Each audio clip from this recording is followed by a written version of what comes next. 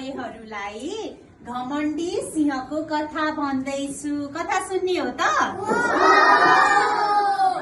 हेर्नुस् यहाँ, एका देशमा एउटा घना जंगल थियो। घना जंगल भनेको त्यहाँ धेरैवटा रुखहरू थियो है।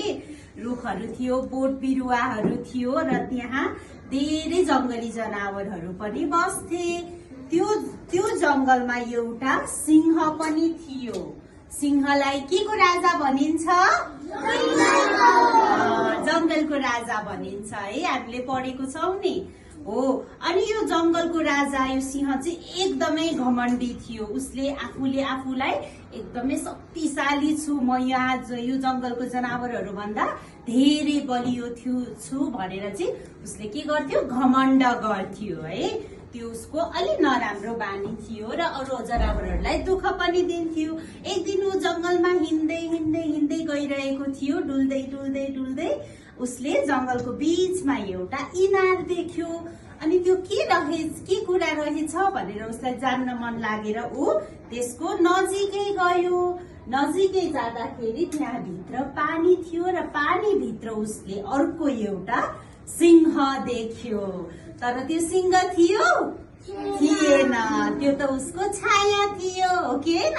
तर उसले चाहिँ त्यो पानी भित्र हेर्दाखेरि उसले चाहिँ अर्को सिंह देखेर, ओहो म त यो जंगलको राजा पो हो त।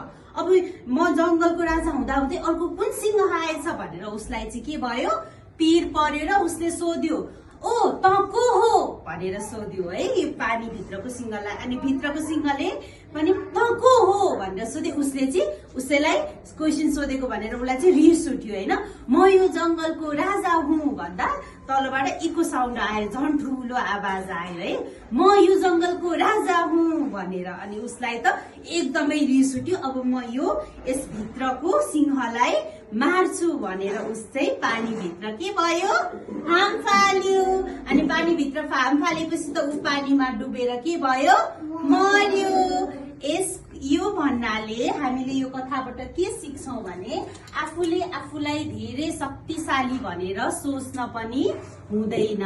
किनभने कहिलेकाहीँ त्यस्तो कुराले आफूलाई नै कष्ट दिन्छ है त। ल, भेरी गुड। ल, धन्यवाद।